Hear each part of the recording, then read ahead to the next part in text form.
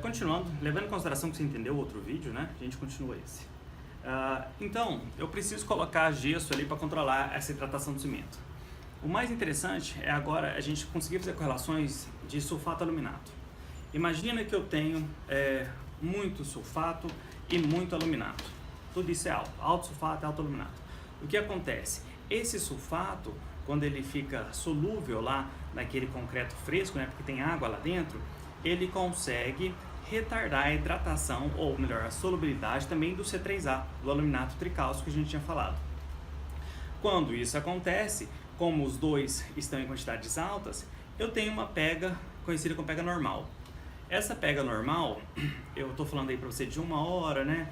1h30, que é o tempo de hidratação do cimento para que ele comece a enrijecer, né? É o início da pega. Então é uma pega normal. Mas eu posso ter um segundo caso, onde a relação sulfato e aluminato são baixos. Então eu tenho pouco aluminato, tenho pouco sulfato. Como eu tenho pouco dos dois, o pouco que eu tenho de sulfato, ele vai solubilizar e vai retardar a solubilidade do pouco aluminato que eu tenho.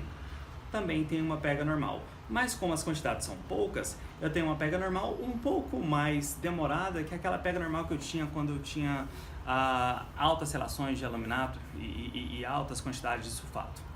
É interessante isso porque quando você pensa em alta relação de aluminato e alta relação de sulfato, se você colocar numerador por denominador, cortar um com o outro, vai dar um número parecido quando você tem baixa relação de aluminato e baixa relação de sulfato, né? Então isso é interessante de você entender. É como se os dois, quando eu cortasse, desse 1, né? Mas tem um terceiro caso aí. Agora, imagina que eu tenho alta quantidade de aluminato e pouca quantidade de sulfato. Aí o que acontece é que o sulfato que eu tenho, ele não é suficiente para retardar a solubilidade de todo aquele aluminato que eu tenho. E aí o aluminato, como a gente tinha falado antes, quando ele hidrata sem ter sulfato, hidrata com a água, ele vai hidratar muito rapidamente. E você não está conseguindo retardar a pega, você vai ter uma pega rápida. Né? A pega rápida é justamente então, a alta quantidade de aluminato e a pouca quantidade de sulfato dentro do seu cimento Portland. Temos um outro caso que é interessante também, que seria a pega instantânea. A pega instantânea acontece quando você tem, no caso, uma pouca quantidade de aluminato e uma quantidade normal, né? Não precisa ser alta, de sulfato.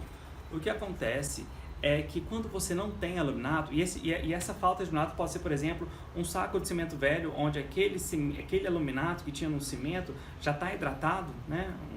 Aquele cimento empedrado, pode ser por isso, né? Não só por processo de fabricação, mas também pelo processo de armazenamento do seu saco de cimento.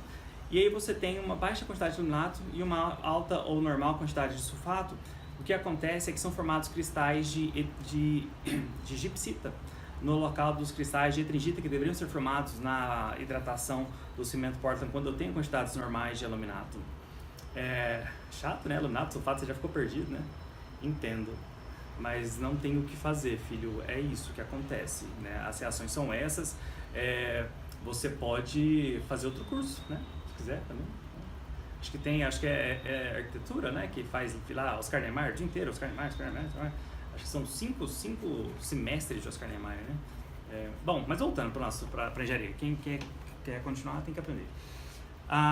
Então, eu tenho uma pega instantânea, porque esses cristais que são formados, quando somente sulfato existem lá dentro, eles são cristais que podem ser quebrados com uma agitação mecânica, ou seja, você acha que endureceu, que deu pega, mas se você faz uma agitação mecânica, eles voltam a ficar no estado fresco.